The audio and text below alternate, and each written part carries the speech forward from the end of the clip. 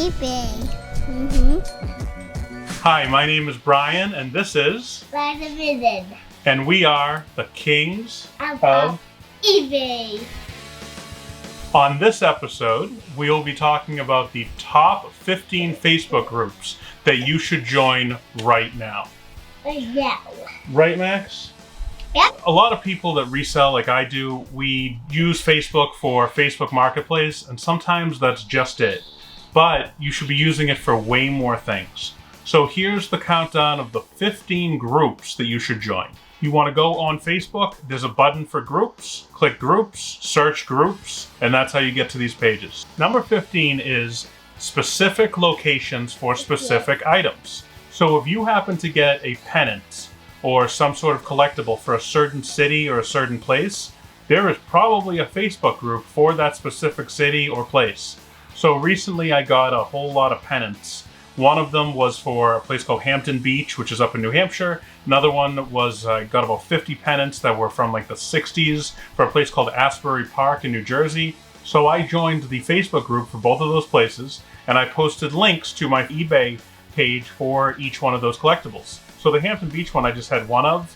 Within 10 minutes of listing that pennant, it was sold. And then guess what I did? I de-joined the group for Hampton Beach. Number 14 is free packaging material pages.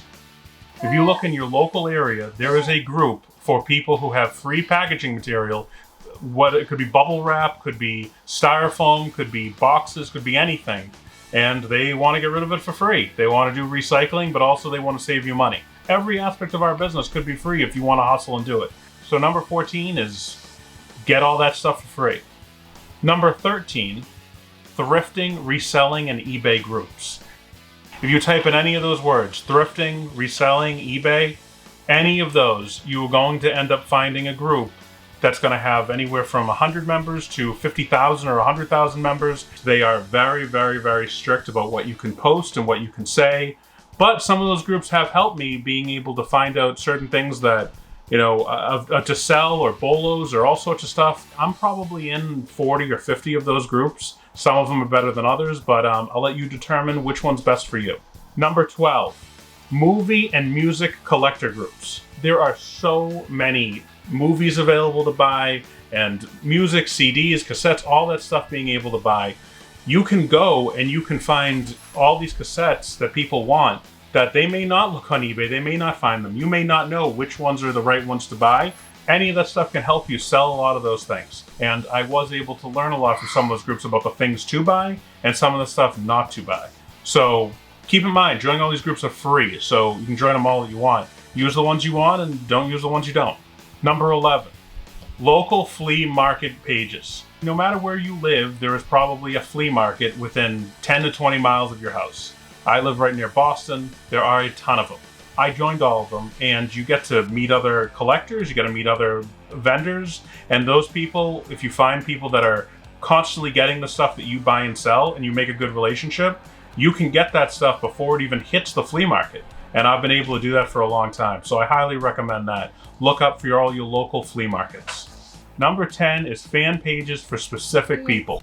I have a ton of Jeff Gordon trading cards that I got a lot of that stuff for cheap, that's right. People not bought them yet. That's right, they haven't bought them yet, but I did post to that page. I've done the same thing with Aerosmith collectibles, and you can even do it for authenticity purposes. People are die-hard Aerosmith fans, and you have something that you're not sure the rarity or whether or not it's a reproduction, and you post into one of those groups, there will be at least one person, if not dozens of people, who will immediately tell you if it's fake or real. You can also get those people to that page by being able to say, hey, here's a link to all of my really cool, Metallica collectibles. Because for some strange reason, there are people who collect stuff who don't go to eBay. I don't understand it, but they just don't. So this is a way to get them to go there.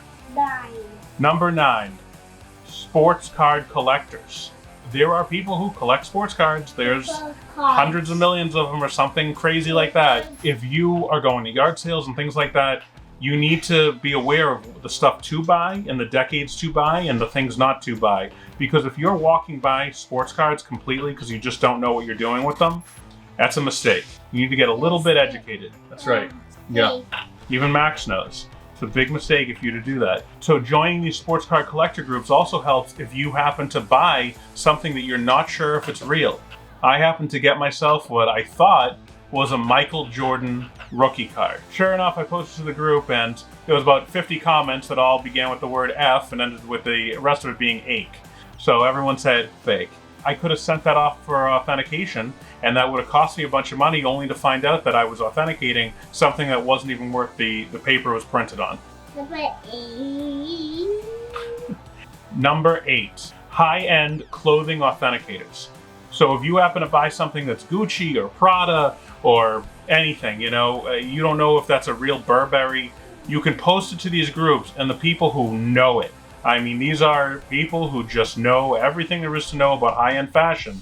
They will tell you if it's real or fake. If you happen to post onto eBay a fake item, you can lose your eBay account. 7. Number 7, Hot Wheels and die-cast collectors groups. The Hot Wheels cars. What you may end up finding out is that you happen to get something that you think is really expensive that's an old die-cast car.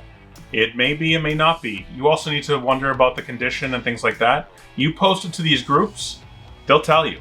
I mean, I know a decent amount about cars because I buy and sell a ton of die-cast, but there are times where I cannot, for the life of me, figure out what make and model a car is. You post it in that group, someone will say, oh, that's a 1931 Auburn convertible with this and that, and it has this engine, and they'll just tell you everything and by what group, and it's a Lesney, and they'll know. So those groups really help. Number 6 is video game collectors. Video games are the absolute hottest thing right now to buy. If you can buy a stack of video games for $10 or $20, Daddy, yeah, take it. Take it. That's right. He knows, so you should know too. Boom. So I buy a ton of video games and video game systems a year, more than I can count. And there are times where, I'm not sure if something's real. I post it there. So join every one of your local ones and even some of the national or global ones. Number 5. Number 5, military collector groups. Good. The military groups have been really, really good for me. I highly recommend joining, that ones you don't even need local ones. You can just do the national ones or people that collect everything from every war. And they'll be able to tell you what to buy, what not to buy, whether it's fake or real. So join all those if you sell military. And if you don't, it's even kind of cool because sometimes they'll post tanks that are for sale, and it's just kind of cool to see on your Facebook feed that someone's selling a World War II tank that, if you wanted to buy, you could, but I don't know why you need it. But if you did, it's cool to have that in your Facebook feed. Number 4. Number 4, autograph authenticator groups. This one is one of my absolute favorite and has saved me a fortune. If you have an autograph that you believe may be authentic, here's what you do. You post into these groups. There's a bunch of them. How many times I get autographs, I have no idea who it is? Well, you post to those groups. There is someone there who will tell you who it is and if it's real. I had a Michael Jordan autographed basketball that I sent away to PSA to be authenticated, and I spent $170 to find out that it was a very, very fake ball. So if I had just posted to these groups and asked these people, hey, is this real? They would have told me immediately that it was fake.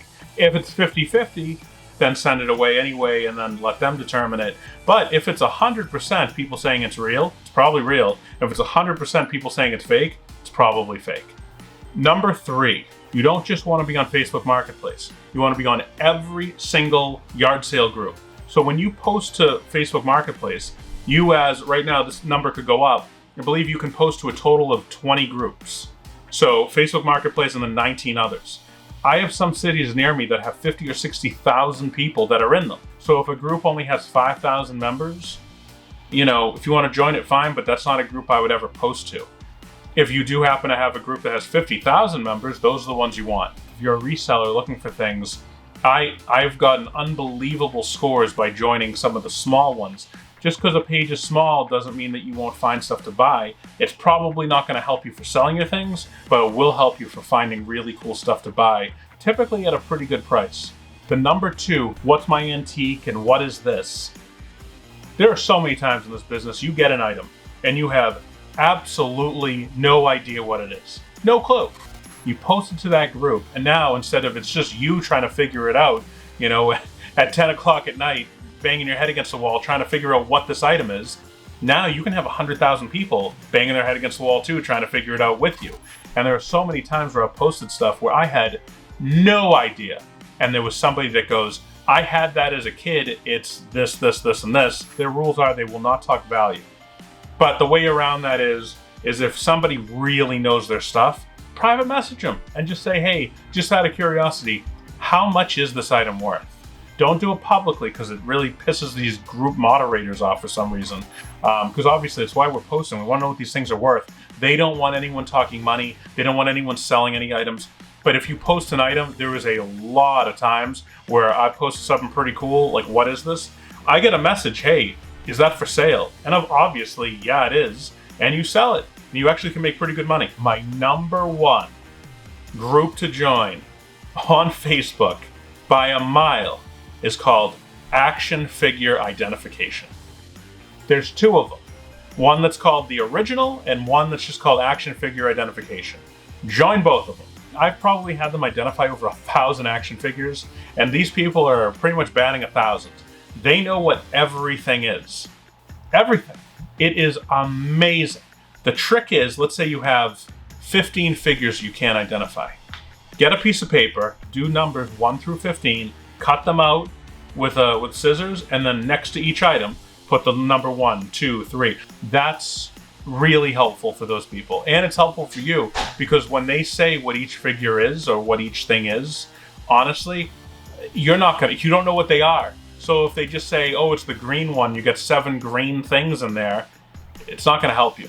You go to a flea market and there'd be a box of action figures that some parent cleaned out of a house. They're like, give me $20 for all these old 80s toys. And I mean, for many, many years, I walked as far away from that box as that box just looked like a headache to me because I didn't know what any of the things were. I just didn't buy them. What I didn't know is some of those boxes are $1,000 worth of stuff. Some of them are even more than that. There are times where I bought a box of just action figure toys for $10. Someone's like, just take it. And it's $500 or $600 worth of stuff. A He-Man sword that's worth $45. As anyone who sells action figures know, the accessories can be worth more than the figure a lot of the time. You can easily tell that this is Batman. Hold that. And you can tell that this is Joker. But you may have no idea which product line this is from. Well, I don't know if this guy is worth $10 or if this guy is worth $100. So even if you know who they are, you may not know the product line. Yeah. These people will. Those are my top 15 Facebook groups that you should join right now. So go join them. And also, you can probably see right here is a little thing that'll say my Instagram name and my page and to click subscribe. So on Instagram, it's Kings of eBay. On YouTube, it's Kings of eBay. And highly recommend you to look it up. Thank you. Boom.